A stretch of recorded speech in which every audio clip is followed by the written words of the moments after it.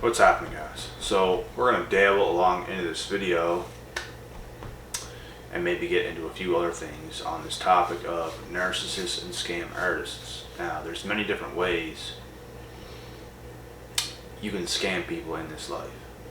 You can scam people out of money. You can scam people out of love, relationships, friendships, things like this. For whatever reason you're doing it, this is what people do.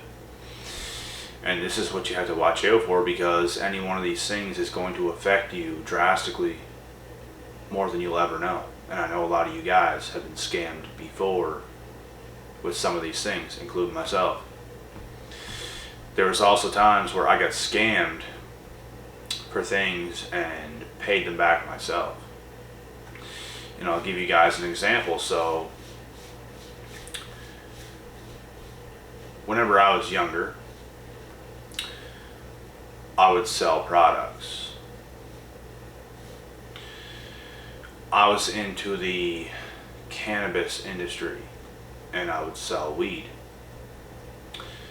in my younger days. I did that for like a year. I stopped. For a couple of years, I did it for another year and I stopped. And I was involved with a guy that told me to come drive across the bridge and to come and get this stuff because it was so good and it was for such a good price.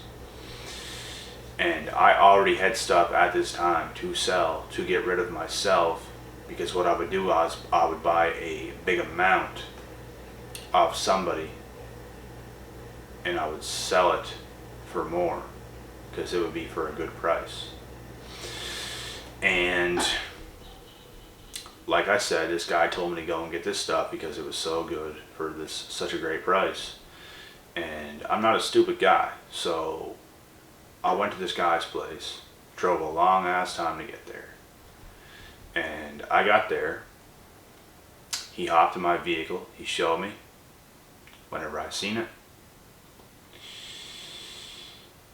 I just shook my head and I was like, this is not it. Because he would send me pictures of what it was. And it was not what he sent me pictures of, and it was not the strain that he told me that it was. And it was much lower grade stuff. And I was pissed. Because I just drove all this way at this point. Wasted my time, wasted like half a day because it was a long drive. And wasted some money to get there. And I just thought to myself at that moment, because like we were kind of in an argument type thing, and he was just like, oh, because he knew I knew. I was like, I'll take it. I guess I'll take it, just because I'm already here. I'll take it. I'll sell it. Okay then. And I warned him after I left. I was texting him. I was like, don't do that again. Whenever I come to get more stuff, because I got stuff from this guy before and every time it was good. But this time he tried to pull something off thinking I was stupid, right? And it pissed me off. So I kept that in my back pocket. A couple weeks later, time goes on, I got rid of this stuff. And I'm just telling you guys a story here because it's kind of entertaining, to be honest. I'm just giving you guys an example of what scam artists do and how I paid this guy back. And I'm going to get into some more stuff after this. So basically, I hit him up again and I'm like, do you got some more stuff? Do you got a new kind? Do you got better stuff than last time? Because I don't want that. You got something good again for a good price, I'll go and I'll get it. We'll do this business. So he told me he does. He showed me what kind. It was good. And me and a fella and another fella went for a drive there, and I let these guys know what I was doing. So since this guy did this to me last time, I told these guys, I was like, I'm shorting this guy on cash like $1,000. Because what I would do, I'd always give him a stack of cash. And he would always count it. But the plan was to give him about half what I was going to give him, right? A little less than half, because it was more than $2,000, I guess. But it was a lot shorter. And I was banking on, I'm going to give him this, he's going to give me the stuff, and I'm going to drop away, and then he's going to count it, and he's going to realize that it's short. Plan B, if he takes it and he counts it, and he says, this is short $1,000, I was going to say, wait, let me see that for a sec. And I was going to grab the cash. I was going to take all of it, set it down, get out of my car, open his door, take him, and throw him out, and get back in my vehicle, and drive away with every last bit of cash, so he'd get nothing, and the weed. And I was going to drive off. Luckily, he at least got some. And he decided not to count it. And these guys that were with me, they were nervous because they didn't know what the hell was going to happen. But I was prepared to get this guy back, and that's exactly what I did, because he crossed the line. I warned him too, before it all went down. The first time when he tried to trick me, I warned him, it better be good. It better be this stuff you're showing me, because the stuff you're showing me for this price seems a little bit suspicious. And he said, no, man, it's all good, it's all good. I got it. Okay. You failed me. So what do? I failed you back. That's your karma. So I got him. About 10 minutes after I dropped him off, I got a phone call. And it was him.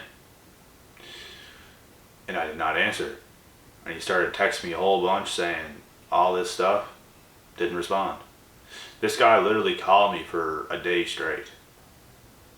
And I did not answer my phone. And that's how that situation went. I drove off laughing. Because that's what you get, buddy. You can scam other people. It's not going to work with me. And I don't take shit from nobody. I don't care who you are. You do something like that to me, you waste my time, you waste my money. I might just get you back. And that's what I did. He deserved it. And that's what scam artists do. They try to trick people for their own gain. So what did I do back? I tricked the guy. I won in the end because I got more money out of it. No doubt. I barely lost anything from what happened, but the whole situation pissed me off because it messed up what I had going on with everybody else, because I was letting people know before I got the bag that I have this kind and it's good, and now it's a piece of shit strain that like a lot of people did not want. So he did me dirty. I did him dirty. You get what you goddamn deserve, buddy. And that's how that situation went. So we drove off laughing. It was what it was. I never dealt with the guy again, obviously. And he actually got in contact with me probably like half a year or a year after that, out of nowhere, and just basically said like, it's all good now. Like, I don't hate you. There's nothing, I got nothing against you. I said the same to him. Because honestly, I didn't. He could have been talking to me polite after that and said, you know what, you got me, buddy. We're even. And I would have been like, for sure. I ain't gonna do nothing to you again. I took back what's mine. You did this to me, I did this to you. That's how you deal with scam artists. And even in other situations in life, people have tried to get me in certain situations and it just did not work out in their favor. With this, I knew what I was doing, because this guy had the nerve to do this, and I tricked him back by, okay, I'll take it. And in my mind, I knew what I was going to do for the next time. And I did it. Because it made me mad in the moment. Like, I was like, looking down at my steering wheel while I'm in my car, just, okay. You did this? Okay. Okay. You know what I mean? That's what it was like. But anyways, guys, this is what these kind of people are like. Like I said, people attempted like certain things on me before, like even before this happened. And you live and you learn. You see things, you see true colors. The more situations you get yourself in these types of situations, and like different situations as well, obviously not just like this, but like just in general, like the smarter you will get, the more you can read people like this. And there's nothing better, and there's no better revenge, there's nothing funnier than giving these people a taste of their own medicine. Just like narcissists. When it comes to relationships you get into with these people, and you know what they did. You know exactly what they did, because from the very beginning to the end, you know exactly what happened in between here. You know what they did. You know exactly how they took advantage of you. You know their past, and you know what they're doing now afterwards. You figured it out. You figured out what they did and why they did it to you. There's no greater feeling in the world than getting revenge on these people. Not necessarily in every case that you have to literally seek the revenge, but it's like, just in general, you end up getting your revenge by doing the right things.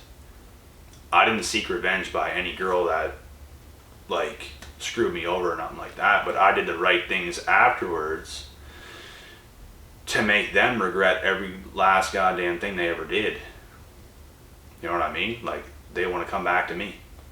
That's the best revenge. That's what the revenge is on the narcissist, because they want to discard you, and they want to be able to hoover you again to keep that control. Because they want all sorts of people like this. You guys know those girls who were in relationships with many different guys, and they still have pictures of a bunch of guys they were with all over their social media. Best believe they still think about every single one of these guys they were in relationships with to be able to possibly hoover these people in the future. That's what they do. These girls are psychopaths. These girls are creeps. They're literal creeps. They creep me out. That's how sketchy they are. They're sketch bags.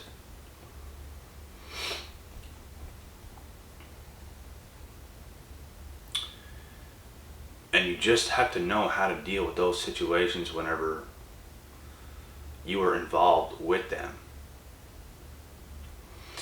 Whenever they did you wrong and they did you dirty, you give them the karma. You give them what they deserve whenever they try to come back by saying, no, I ain't having it with you, I ain't having it with you, and I ain't having it with you. I'm much better without you. I know what you did, and I forgive you for my sake, but I don't forgive you for your sake. So you can go cry in a river or something like that. I'm going to continue on, and I'm going to keep doing my best. Well, you can do whatever you're going to do with somebody else, because you're not going to trick me. You can trick somebody else, you're not going to trick me, because I know you're going to do that anyway. That is the best revenge.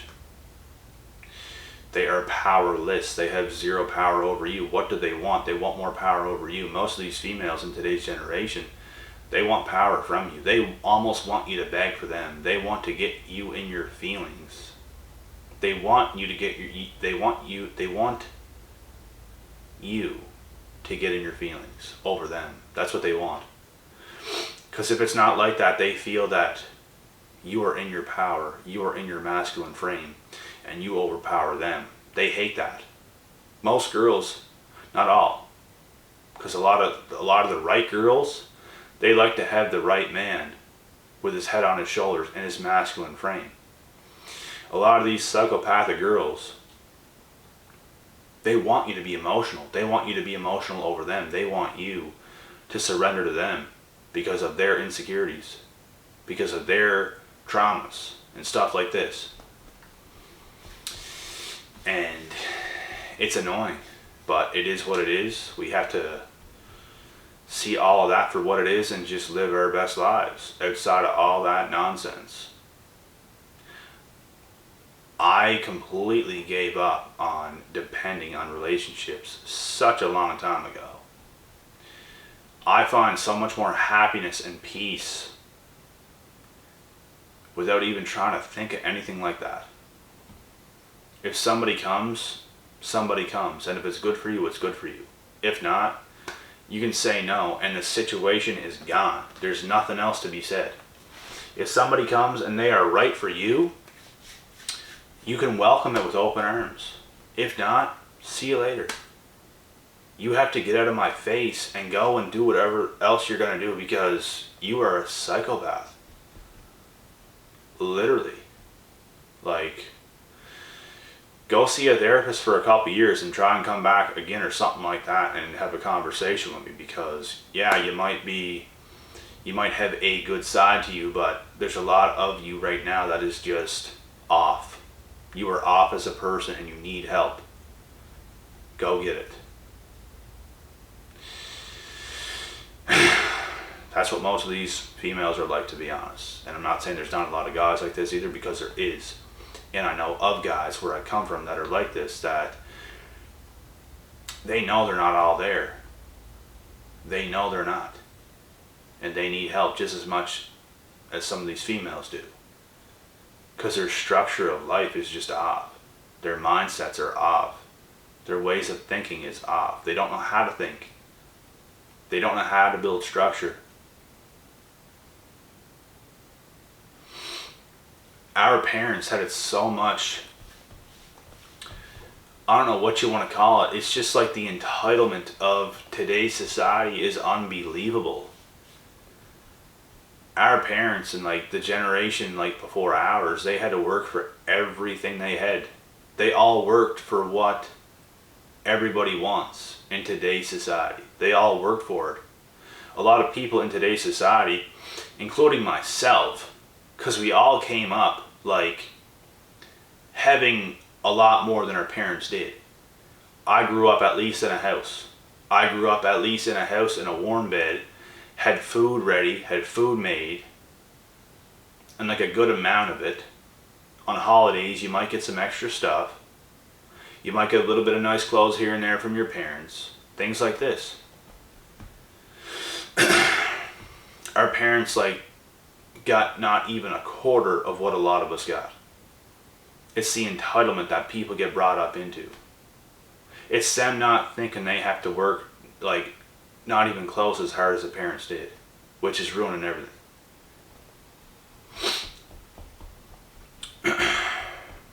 We have to sacrifice and suffer for what we want out of this life. There's something about the grind that I just love. Like, I hate not being on it. It's almost depressing not being on it. It's like, if you're not on it, it's like something's missing. Yeah, obviously, the grind. Get on the grind. Get on the grind. Even gathering good information, the right information, is considered the grind to me, because whenever I'm learning, I'm actually grinding. Because when I'm learning, when you get your head in the right headspace, you're doing the right things. As long as you're doing the right things, you're a lot further ahead than a lot of other people. So that's all I got to say about that. And all in all, guys, if you want to get in the right headspace too, if you want to be in that, you gotta get away from these narcissistic people that just have no structure, have a shitty life, shitty quality of life. Their mindsets are horrible. They're trash. Like I said in the last video, they have about as much charisma as a wet mop. They have just about nothing to offer besides a little bit of manipulation to try to maybe use a little bit of their looks or charm or something like this to suck you in. They have nothing up here. Nothing. Rocks. So, Stay away from that. Get in the midst and get in the mix with the right people. If the right people is nobody you can find around yourself, surround yourself with the right minds around platforms on social media, because it's as easy as that as well. When it comes to even social media with me, I don't follow like a whole lot of people where I come from. Not many at all. Most of the people I follow are people that inspire me from around the world in different places. We are the world. We are all connected as one. Where you come from does not define you. We are living in such a different world than it used to be, because we're all connected now as a world with this social media stuff. Social media is honestly a blessing, and a lot of people complain about it. There's a lot of bad things about it too, but there's a lot to be grateful for because of it. YouTube. The people you can connect with on Instagram. I don't like Facebook. I don't. But I like Instagram. I like YouTube. And I do like TikTok. Other than that, Snapchat's not bad. Use it for the right reasons. You can have a list of people on there and contacts that you would like to talk to. And it's fast and it's easy. It's just like text. So anyways, guys, I'm going to wrap this video up and I'm going to get to another one. I'll be back.